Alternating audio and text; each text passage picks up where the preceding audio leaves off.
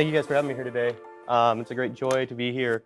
I was sad to miss the seminarian dinner this year. It's such a great joy to be with all those who support us every year, as well as to touch base with both our seminarians, throughout the other seminaries around the nation and the world with the guys in Rome, but also to see each parish that's putting forth so much effort for us to be able to pursue this vocation, pursue this invitation that God's given us.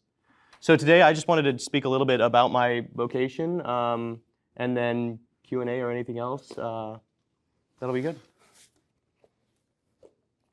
So like Richard said, I am not from Oklahoma City. I'm from Houston, Texas, a little smaller town, Spring. Now it's kind of enclosed in a larger loop, so it's growing. But I was there for my whole life up till coming to OU for studying. My dad's from Iowa. He's from a small German town, German farming community. And my mom's from Vancouver, Canada, but both her parents are from Hungary. So my family's kind of all over the place. So being transplanted isn't a huge problem for me. I'm actually closer to my family in Iowa now. But they met in Mexico and moved to Texas and had me and my three sisters. We were cradle Catholic, went to St. Ignatius Loyola, a parish of about 10,000 families, huge suburban parish. But they were very influential in maintaining that the faith was really important. It was kind of the typical cradle Catholic routine. You got Sunday Mass and you got RE. My mom taught RE from second grade on to, sixth grade. But kind of the two most influential qualities that I got from my parents is my mom's desire to serve. She was the head of the stewardship and development for a long time at our parish, but really just carried that servant's heart with her and taught me that, emulated that for me. My dad was consistency in prayer. He was going to get us to Mass whether we wanted to or not. But also, from a very young age, I started going to work with him. He's now in the oil industry, was fuel cell for a while, and he was always wanting to teach me more and more. But when we came back, we would always stop by the chapel. It was, maybe 2 minutes, a minute. Sometimes we're in a hurry. Food's on the table, but we always made that stop, that small effort. So that's consistency is something that stayed with me kind of throughout my life. We were encouraged to be involved with the church and all that. And growing up, I think I was in the youth group. We did kind of the normal stuff, but it was really social in its core at that point for me. In high school, we had 3 youth ministers in 3 years, quick turnover, but the one that came in was, he ended up being a huge influence on my life, a man named Brian Lennox. He's still doing youth ministry down in Houston, and he became my confirmation sponsor. At that point, we were doing confirmation at 11th grade. But he really drew me out of myself within a Bible study. That it wasn't superficial. I think most of what I had done up to that point had been, here's a Bible story, let's memorize the Bible story and maybe learn one lesson from Aesop's fables. So not good on the whole education side of that, but this really went deep and it drew me more and more into really my kindled faith at that point. And then at a retreat, I think it was 9th grade, I finally actually met Jesus in prayer and in adoration. It was the first time I'd ever heard of adoration, thought of adoration, or knew that was a thing we did outside of Mass. But that moment kind of really pivoted a lot of what I did. Up to that point, I was involved in name a club in high school. I did it. It was and big into the soccer, every other sport, choir. But that was really where I put a lot of my identity, was in all these other things that I did.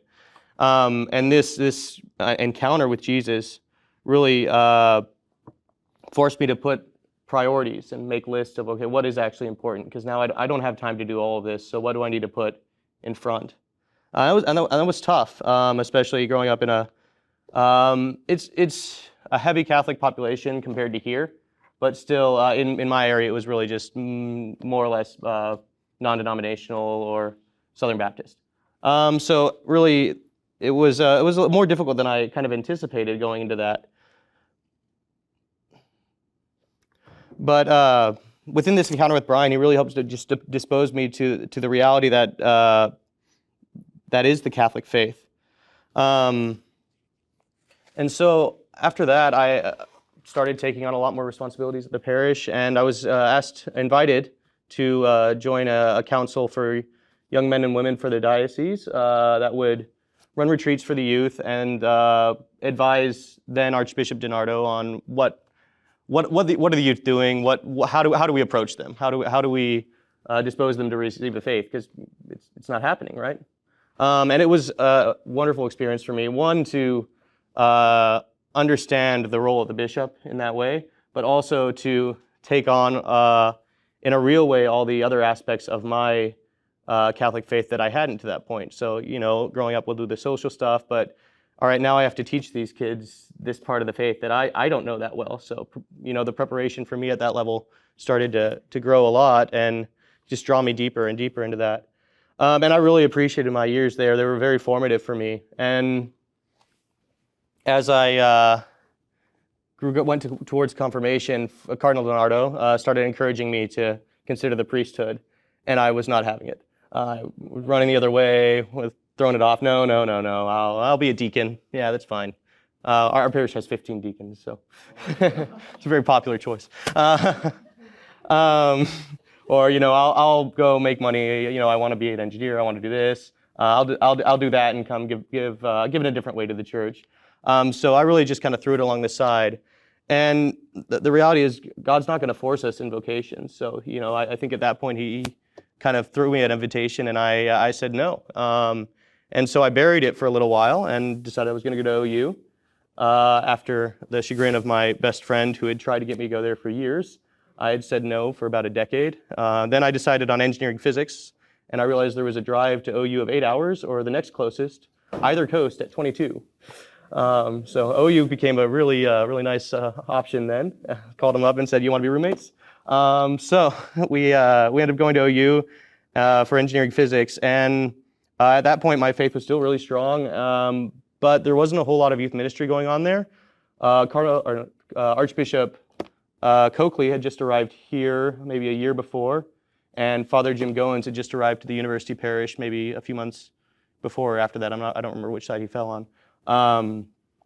But it was rather limited in what they were doing. So for my routine, I now have a lot more other responsibilities that I'm taking on, and it became 8:30 Mass, and I had a Bible study that was shooting archery with a Focus missionary once a month. That fizzled out pretty quick. But that became my faith life for a little bit, and so it really took a back seat for the first couple of years of my experience here at OU. When I was at OU, I was in a fraternity, a social fraternity, and they asked me to take over the role of chaplain. And so I thought, okay, well, we normally pray at meals and stuff like that, but I should probably do a Bible study. We used to have one, hasn't been going the last couple of years. Probably a good idea to get that started. And so I had to get kind of the old dusty Bible out and start reading it. And pretty soon the Word really drew me in to where it was a consistency that I'd missed. So I had this life before with Christ, and it kind of just slowly had fizzled. And so this was very invigorating for me. And so about a few years into my time at OU, I started becoming more engaged with the Word and doing a few more things around OU. And at this point, the student ministry had really actually kind of taken off. We had gotten a great team from Focus that had just the right combination of chemistry and drive that shaped that parish. I know when I really started going back to student Mass and everything, I think had maybe 12, 15 people going to this Wednesday Mass. And by the time I left for seminary, or even before that, we were up to 110, 90, just an incredible 180 from where we were at. But just on this edge of this explosion at OU was where I kind of turned back in and started encountering a lot more people like myself that were kind of, we talk about sometimes like a reverting to your faith, right? So maybe not a full conversion, but it was definitely lackluster before in how I was living. So in this, I met two of my best friends, Chris Beck, who's now the Director of Evangelization up in Ponca City, and Jace Palmer, who's upstairs. And they taught me how to pray in a way that I'd forgotten, and then drove me deeper in a way I'd never been before. And within this true Catholic fraternity, there was a good competitiveness as well as just an encouragement to really live the life of the disciple in a fuller way. And I'd had really, really great friendships before, and even in high school, I'd had ones that were deep and Christ-centered. But this was a level of vulnerability and depth that I hadn't quite seen yet. And so those two guys really helped form me to consider to pursue Christ in this way that was radical in how I had been living before. And so I started taking a lot more responsibilities, obviously the church, teaching confirmation or middle school. We had a Knights of Columbus that we started, because again, the fraternal aspect of that is something that really spoke to me. And so having my roots in a social fraternity, and I wanted to see that aspect as an option for these Catholic guys now. So we started a OU Knights of Columbus to try to get that going in a similar manner. And I started meeting with Father Jim a little more often, because now I had a lot more questions. I didn't have as many answers. But I'm a STEM guy, so I like to go down to the root, so I'm going to keep chasing, and I'm sure Father Jim either loved or disdained some of the conversations as we went through. And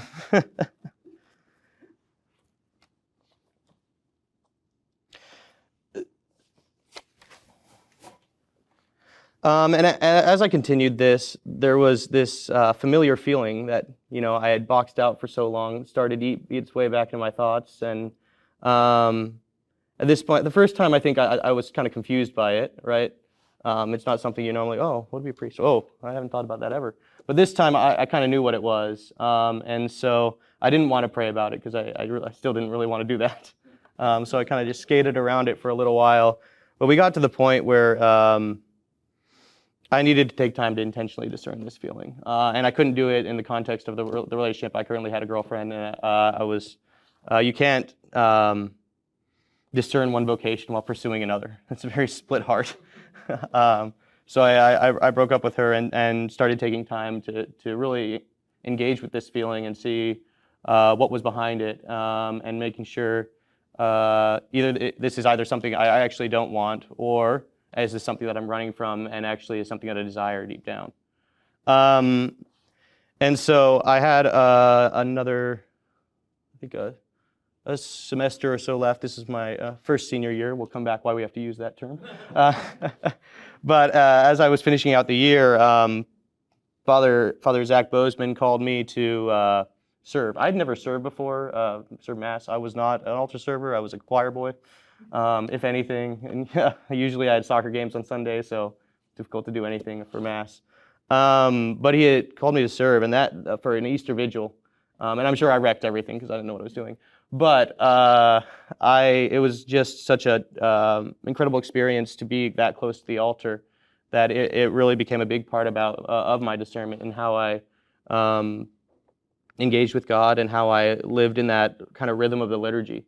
And so just that small thing was quite a lot for me. So I thought I was going to go to seminary at the end of that, and then a door opened for me in Houston to pursue a research and development project in oil, to do artificial lift for electronics and hydraulics. And so I was praying about that, and it seemed apparent that was where God was calling me. I was going to be open to that, and so I sidestepped that again, put that on the side, and said, okay, we're going to go down here and settle down, see where we're moving with it when we get down to Houston. In about a year, that was our funding company was running out of money, and it was seeing the writing on the wall. I decided it was probably better to hightail it back up to Oklahoma and finish my degree before I had no job and no degree. And when I got back up here, it was very apparent that seminary was probably where I was going to go. Just immediately took to prayer with that bold intention and a lot of affirmation of the desire that I had before. But I still had some time, so I'd started engineering physics, I'd moved to electrical engineering, and then I picked up mathematics. So not exactly a nice, clean 4-year degree. So this last year, as I came back up here, I talked to Father Jim and I said, hey, I'm now old. I don't have as many friends here. I don't want to live with the freshman and the sophomore. And there was a property that we were using for seminarians at the time, but we didn't have as many as we had before. And Father Zach and Father Will were going to be ordained soon. So I asked him if I could live on that property. It was on St. Thomas More's campus, and so within that, I started serving daily mass, just kind of really living the rhythm of the parish. And as it came closer time to finish up the degree, I had one last summer. At this point, I'm talking daily with Father after masses, hanging out, really just understanding what the priesthood is, and his transparency is something that was such a gift for my vocation. I'd love to see in some of the other parishes. But we had one last summer, kind of before I was making that decision, and we had Father Alex Kroll as a deacon, who was just a gift for me and my analytical side, because it was not only, okay, this is where we're going to go. Okay, what is seminary? What happens there? Who's there? Every question you can imagine, and a summer to ask it. So just lots of time with him and the ability to receive those answers and pray with them. And then to witness Father Banowski's and Father Jerome's ordination in Rome was a true gift and an affirmation of my desire. So I decided right before Rome that I was applying. I had sent a message to Father Bittner about asking for an application. However, he was on a trip I did not know this, he was on a trip to the Holy Land and Rome, and so there was about a 2-week period where I didn't get a response. And I said, okay, well, I guess that's out the door. So we're not worried about that. But it ended up being really a true gift. So I ran into him in Rome during the time in the ordinations for Father Jerome and Father Will, and I got to tell him in the North American College that I intended to apply. And then I got to see Archbishop Tokley in St. Peter's Square and let him know. And then I had the whole problem of, this isn't my diocese. I should probably tell Cardinal DiNardo, who was a huge influence on me, that I'm not going to be able to go for his diocese, that I really feel called here, and it's natural to make this decision. So I was like, okay, I'm going to write him a nice worded letter, okay? I don't know if I need to go down there, make a meeting or anything, or call him up. Yeah, well, a letter's good. And I happened to walk into the sacristy in St. Peter's, and lo and behold, he's sitting right there. All right, we're doing this. But really, within that just trio, within I think maybe an hour and a half, what was just a bold affirmation of my decision and my step. So my discernment a lot of the time has been kind of a tug and a pull, and then a peace that resolves afterwards. And so this is one of a larger one of those moments, especially with that 2-week period where I kind of sunk my heels back. Okay, what are we going to do now? But that's really been my experience of discernment. And so it's really something you do as you move, and you're taking steps constantly. In the last couple of years, so anyways, I applied, I was accepted, and they've sent me to St. Louis. So I've been in St. Louis for 3 years now, Kenrick Glenning Seminary. I did the pre-theology program. So I'm assuming some of you guys are familiar with how this works, but if you have a degree, you generally do 2 years of philosophy, sometimes a spirituality year. So our guys that are in Denver will do a spirituality year before that. And then you'll do 4 years of theology. The 2 years of philosophy basically puts you at the same level the guys going straight out of high school are at with a bachelor's of philosophy. So I did the pre-theology, the 2-year program at Kenrick, and then they asked me to stay for my theology here. And it's just been every year drawing more. So I think I entered a little bit out of obligation, right? So there was a desire there, but definitely I'm a STEM guy, so God's calling me, kind of outpowers me, outranks me. I'm probably should go with this. So, it was a deference, a reverent deference, but it was definitely a little bit out of obligation. The last 3 years has proven that there is a great deal of desire for the priesthood that I really wasn't familiar with in myself. And so that's been unpacking that for the last little while and really dwelling in that. And there's been a lot of affirmation there and just freedom in the response to the invitation on my own part. So I'm excited to go back now. This summer has been an incredible experience. I did 2 months down in Mexico, in Querétaro, for Spanish immersion. And the classes were wonderful. I took classes in middle school and high school. It was okay Spanish. Most of my grammar was from the soccer field. It was terrible Spanish. So it was good to pick up, to kind of recover a lot of what I'd lost because I haven't used it in 15 years or so. And even then, it wasn't in a full capacity. And then to be able to develop it within the sense of conversation with native speakers, and then to fix a lot of the grammatical stuff that I was doing. But the really best part of it was that we assign our seminarians in Querétaro to parishes. So the other dioceses that send there, Omaha, a couple from the East Coast, they live in families, which is great because you're conversing constantly with the families. It's really helping sink that in. But we'll have that with our pastors, and we have sometimes two pastors or whoever else. So you still have the community to do that. But you're also doing ministry every day after your classes. And for me, that really tied the reason of why I was there. So it wasn't just an excursion to learn Spanish and develop this skill, but it was to presently use that in the ministry of the people in the Universal Church. So that was a true gift this summer. And then finally, I was in the chapel today before, and I love our chapel here at the Pastoral Center, where we have the stained glass windows that reflect onto the back wall. There's just a sort of a presence about that. And presence is something I've been praying about lately because we had a wonderful pilgrimage with the Morsans in front of me to Ireland this last 12 days or so, with the highlight in Our Lady of Knock. And in Knock, Our Lady didn't speak any words. There was a presence there about her. And I've been praying about this on the side of vocations, because for as many things that we do about talking to young men and women about the religious life, about the priesthood, there is so much more we do with our presence and our unconscious actions that are in the parish that mean so much to these young men and set the tone.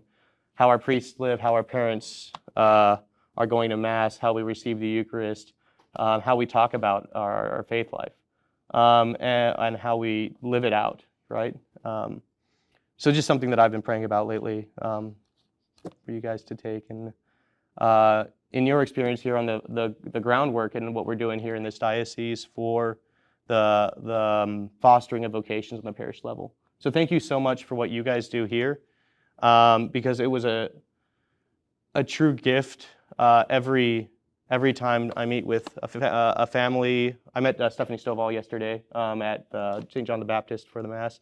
But to meet these wonderful men and women that do so much for us and care so much for our diocese here, it's just inspiring, and it really refuels us as we continue down this path step by step. So thank you.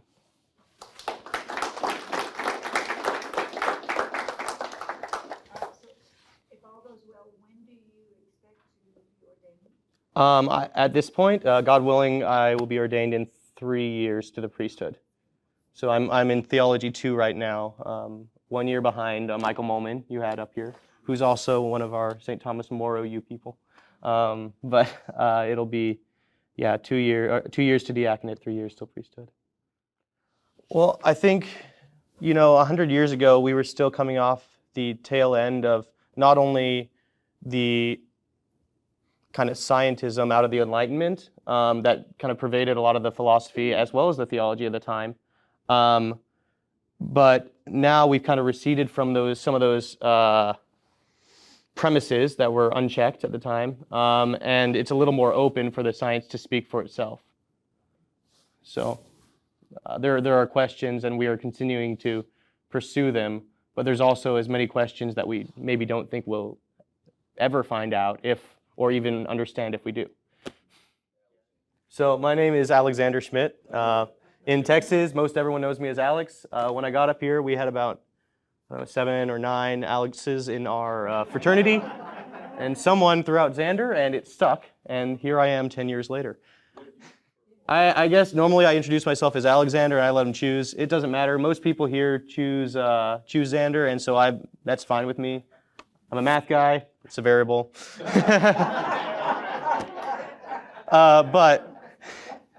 And it's funny too. In Hungarian, we shorten it to Sándor, which is a lot closer to Xander than Alexander. And that's what my mom would have called me for growing up. So ironically, as far as I'm back to where I was 28 years ago. Father Xander, Father Schmitt, Father Alex. Not Father late to dinner. Whatever works is fine with me. I'm not too picky. Thanks for having me, guys. This has been wonderful.